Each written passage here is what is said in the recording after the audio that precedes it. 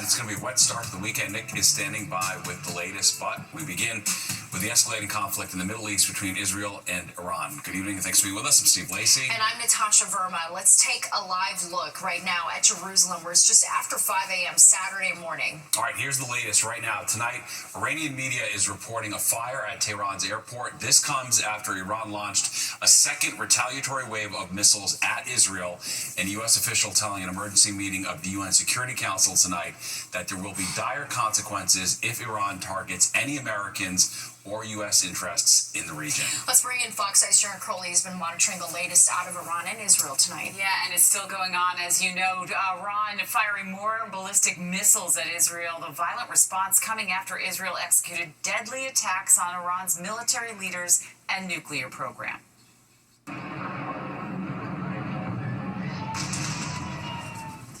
You hear sirens and explosions continuing in the sky over Jerusalem and Tel Aviv. Israeli officials say the country's defense systems intercepted some, but not all, of the threats. A few of Iran's ballistic missiles hit Tel Aviv. American forces also assisted in intercepting missiles. Rescue crews in Israel are now searching for survivors in the rubble. Iran's supreme leader there wants revenge after Israel killed its top military leaders and targeted nuclear sites. Israel's Mossad spies infiltrated Iran ahead of time to pull off the precision surprise attack. Prime Minister Benjamin Netanyahu says more assaults against Iran are on the way. The objective of Israel's military operation is to remove this threat, both the nuclear threat and the ballistic missile threat to Israel. Well, the White House shared this photo of the president in the West Wing today. He spent several hours meeting with his national security advisors. The president posting, 2 months ago, I gave Iran a 60-day ultimatum to make a deal. They should have done it. Today is day 61. I told them what to do, but they just couldn't get there. Now they have perhaps a second chance. The U.S. was supposed to be having talks with Iran this weekend about how to dismantle its nuclear program. Military analyst Mike Lyons believes Iran has been crippled by Israel's might. The Iranians are completely defanged. Over the past 8 months, Israel has taken out their air defense platforms, which allowed them to engage in the attack that they did. They have no air force. They can't go after deep targets. They have a tool in their toolbox, and that's ballistic missiles, which are not very accurate. You can see already they've hit Israeli civilian population centers, not the military targets like they claim they were doing. Well, President Trump did speak with Prime Minister Netanyahu today. A State Department official says President Trump would like Iran to come back to the negotiating table, though several top commanders representing Tehran in the talks were killed in the Israeli strikes overnight, so that's impossible. Yeah, big day for sure. All right, Sharon, thank you. And the NYPD says it's tracking the situation in the Middle East and deploying additional resources to Jewish, Israeli, and other sites throughout the city. They said the extra security is out of an abundance of caution. Mayor Adams says he's been briefed on the developments in Israel and Iran and is in close contact with the NYPD's counterterrorism unit. And for latest updates on the escalating tensions between Israel and Iran, you can download the free Fox local app. All right, developing right now, the search is still on to find 4 detainees who escaped from an ICE facility in New Jersey. Yeah, they were being held at Delaney Hall in Newark, where protests are showing no signs of slowing down. That's where we find Fox 8's Jessica Formoso live for us tonight. Hey, Jess. Natasha, see, that's right. Protesters have been clashing with federal agents all evening. One of those scuffles happening as we were coming on the air, and right now, Newark police has arrived on scene. Now, take a live look at what's happening here. There are 2 entrances to the detention center, and every time a van or a car comes out, the crowd tries to stop them from leaving. Protesters have been using these barricades to block the entry of Delaney Hall. Every time a vehicle tries to leave, the federal agents come out to get them out of the way, and that's when they clash. There's been a few scuffles here tonight, as you can see.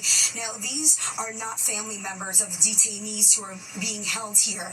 That said, these protesters are angry about the situation, saying innocent people are being detained and that they are not being treated well inside. 4 detainees escaped last night from this detention center, and throughout the day, there's been a lot of movement here. Vans with detainees have left the facility, but no one knows to where. You're about to hear from a faith leader leader who has been here talking to families and monitoring the developments. What we're hearing from families is the ones that have been able to have some form of contact over the telephone is that their family members are reporting some are being sent as far as Texas, some are going to Pennsylvania, but it's still unclear how many people are actually still inside. These clashes with ICE here comes after these 4 migrants who were being held at Delaney Hall escaped last night. This happened during reported unrest inside the facility where, according to Senator Andy Kim, who went on the tour here this afternoon, detainees held inside Unit 5 broke through a dry wall and managed to make it out. All throughout the day, we've seen vans pulling out with detainees, transporting them to other facilities. Supporters of the detainees trying to stop the buses and vans with their own bodies as they were coming out. Meanwhile, families who have loved ones inside say they were turned away at the gate. They're not letting us know anything. They're not answering phone calls, nothing. We worry more than we were before because now we don't know any information about it or where they're gonna go. And tonight, the Department of Homeland Security offering a $10,000 reward to anyone who has information that can lead to the arrest of the 4 detainees. Meanwhile, we reached out to ICE asking specific questions, asking ICE how many detainees are in, how many have left this facility, where are they? We're still waiting to get a response. That's the latest I have from Newark. I'm Jessica Formoso, Fox 5 News. Steve Natasha. All right, thanks, Jess. Columbia University protester Mahmoud Khalil remains at a Louisiana detention center tonight after a judge denied his request for release. The judge said the Trump administration can't continue holding Khalil on allegations he lied on his green card application. The same judge ruled earlier this week that Khalil could not continue being detained based on the administration's claim that he could harm American foreign policy. Well, Kanye West, you now goes. You're watching the 10 o'clock news. In just a matter of hours, more than 6,000 U.S. troops are set to march near the National Mall in D.C. and past the White House. It's all part of a celebration of the U.S. Army's 250th anniversary being held tomorrow, which also coincides with President Trump's 79th birthday and Flag Day. And the fact that the military parade is being held on the president's birthday is sparking planned counter demonstrations across the country as well as here at home. Yeah, the No Kings protests are set to happen across the tri-state tomorrow with the biggest gathering expected in Bryant Park. That's where Richard Jacobus is with a look at how the city is getting ready. Bryant Park was bustling on this Friday night on the eve of what could be the largest day of action of this current Trump administration. And now we're taking to the streets again on Saturday, June 14th for No Kings Day. While Trump wastes tens of millions of taxpayer dollars on a military parade for his birthday, acting like a wannabe king, people in every state have organized over 1,800 events in their communities. The group 50-50-1 creating this video to promote No Kings Day, a day of demonstrations which follows several days of nationwide protests against ICE raids. The demonstrations planned in New York City and around the nation tomorrow are meant to take attention away from President Trump's military parade, marking the 250th anniversary of the U.S. Army. It also coincides with the Commander-in-Chief's 79th birthday. There are 10 separate rallies planned around the city, the largest in Bryant Park, which will then move down Fifth Avenue to Madison Square Park. Mayor Eric Adams and Police Commissioner Jessica Tisch warning of outside agitators, comparing them to those who took over Columbia University's Hamilton Hall last year, as well as the Black Lives Matter protests in 2020. Outside agitators go in, they rile up the crowd, they start throwing items at the police, they start doing things to get the police aggravated. The NYPD is prepared. Thousands of officers will be available to safeguard these protests. We have planned around the clock to ensure that those officers are deployed to the right places at the right times. On the group's website, it states that a core principle of the No Kings Day protests is a commitment to nonviolence. And should any violence arise, demonstrators are asked to de-escalate it. But the NYPD is still activating its Joint Operations Center to monitor the protests, which are set to begin tomorrow in Bryant Park at 2 p.m. We're in Midtown. Richard Jacobus, Fox 5 News. Well, some of the biggest names in politics gave their final farewell today to former New York Congressman Charles Rangel. An Armed Services Honor Guard escorted his casket into St. Patrick's Cathedral. Rangel passed away last month at the age of 94. The longtime Harlem congressman served 46 years in the House of Representatives and was a founding member of the Congressional Black Caucus. The streets of Harlem, to the halls of Congress, to the West Wing of the White House, Charlie used that unique voice of his to speak for others. Rangel's career was not without controversy. He was censured by the House in 2010 for ethics violations. Early voting in the New York City mayoral primary starts tomorrow, and just before voters start casting their ballots, two candidates are coming together to cross-endorse each other. State Assemblyman Zoran Mamdani and New York City Controller Brad Lander are both asking their supporters to rank the other second. It's an attempt to take on and defeat former Governor Andrew Cuomo, who has been leading in polls for the most part. Well, NJ Transit is gearing up to transport thousands of soccer fans this Sunday to MetLife Stadium for the FIFA Club World Cup. It's a perfect dress rehearsal for next year's bigger event, the FIFA World Cup tournament. NJ Transit officials say by then they'll be able to move 20,000 people an hour. The plan calls for extra trains and buses in and out of the stadium and adjusting schedules depending on the time of the matches. And remember, Fox 5 is your home for the 2026 World Cup. FIFA World Cup will have features and specials as we count down the days to the tournament. All right, let's talk some baseball now. And it was a sea of pride tonight at Citi Field. All right, the Mets hosting its annual Pride Night celebration. Fox 5's Jennifer Williams takes us there.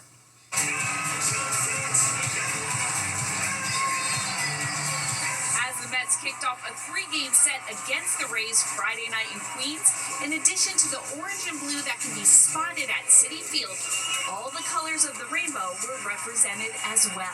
So it's the Mets' 9th annual Pride Night. What's it like to be here at the ballpark and just on a night where they're really making every fan feel included? Oh, well, I feel special. It's my first baseball game, actually, so I came out to support for Pride Night. I'm grateful that they're making space for us because all Mets fans are valid. I'm pretty excited because I've never been to a baseball game, but I've been to like every Pride event, so I think this is really sweet and I like it. From attracting first-time fans to welcoming others back to the ballpark, it's a night that's become tradition. It's lovely. We were here last year. It was just as exciting. A lot of fun. Good vibes, you know? It's very refreshing. It's very refreshing.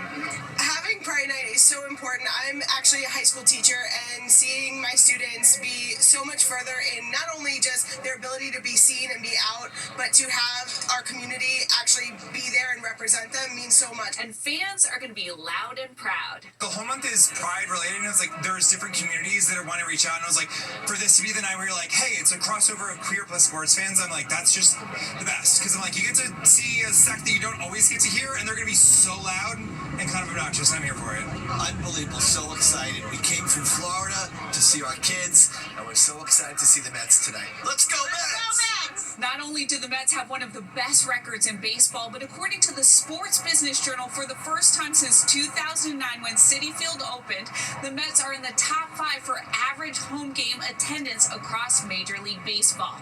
In Queens, Jennifer Williams, Fox 5 News. Yeah, and a great night for baseball, for sure. too. And there's a busy weekend ahead of us. All right, Father's Day is on Sunday. Will the weather cooperate? Nick's back with the answer.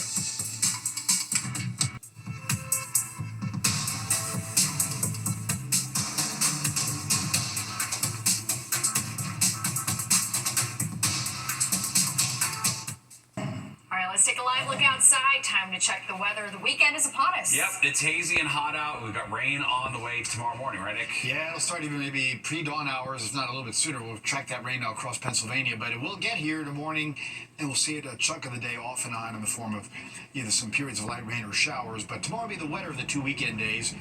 Today, 78, 68. It's pretty close to average. 96, 51. In the records department, right now it is a mostly cloudy sky. We're holding at 71. Posting as a variable wind, mostly east-southeasterly.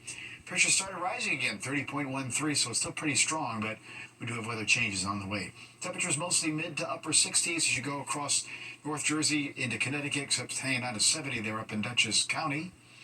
Mid-60s Belmar, out onto the island to 61 out in the Hamptons, with the wind again out of the east to southeast, That will continue tonight about 5 to 10 miles per hour, and the same deal for tomorrow. So away from the coast, we broke 80. 81 Newark today up to Sussex, high 70s Poughkeepsie to Midtown, and 73 again on the east end. Mostly 70s to about 80s. You move through southern New England, and 70s, low 70s across upstate New York. You went further south, though.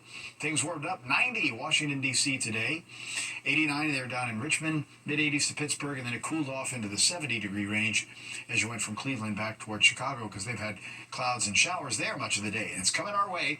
You can see here in the satellite view, again, a fair amount of clouds, a couple of showers late in the afternoon, early evening. They've kind of gone away, but again, look at the wide view here. We got to get through all of this into tomorrow and some more on Sunday. But like I said, you're going to look at our futurecast here, and tomorrow will prove to be the wetter days. This front kind of gets stuck to the south. A little storm's going to kind of ripple up along that. So here we go, futurecast showing the rain coming in overnight. Watch our timestamps. And there's your 8 a.m. You can see, again, some showery weather will be around. That will continue into the afternoon. Into tomorrow night, although we'll start to see the showers diminish a little bit. Father's Day, again, a cloudy day for the most part. And then, again, there'll be a couple of showers here and there. But notice it's not as wet as Saturday is going to be. But there are more showers waiting in the wings, and we may see those appear on Monday. All right, Jersey Shore, same kind of deal, mostly mid-60s both days. More showers Saturday versus Sunday. Long Island, about the same, 66 tomorrow, 67 for Sunday. Again, more steadier periods of rain tomorrow, and then more showery weather on Sunday. On Connecticut beaches, same kind of deal, lower 60s for each day with some scattered showers around. The mountains, mid to upper 60s. Again, same deal. You can't really escape the rain just about anywhere you go here in our area this weekend. All right, boaters winds northeast about 10 to 20 knots. Seas are picking up, though, 2 to 5 on the ocean, 1 to 2 along Island Sound, low UVI because of the cloud cover, and it's a moderate risk for rip currents. Overnight, 62 in town, 50s to about 60 in the suburbs. The shower and thunderstorm threat increasing. Cloudy tomorrow, showers around, or periods of some light rain, only 65 tomorrow, big difference. Sunday at 68 for Father's Day, again, won't rain all the time, some showers here and there, but we do have still more showers in the forecast. Monday, Tuesday, maybe a one little break day before showers return Wednesday and some thunderstorms Thursday afternoon, but by then we're in the upper 80s. Finally, the big sun symbol comes back next Friday. Hopefully it'll stay for next weekend. We'll see. That'd be we gotta get that on more days ahead of that. I know. Yeah. It's always a week away with you, Talk Nick. to the weather gods, Nick. I'll do it. I'll do my best. I have this weekend to work on it. All right, that does it for us tonight. If you missed any part of the 10 o'clock news, you can always catch an encore on our free streaming app, Fox Local. Where you can stream our newscasts anytime. Have a great night and a great weekend. Sports Scores.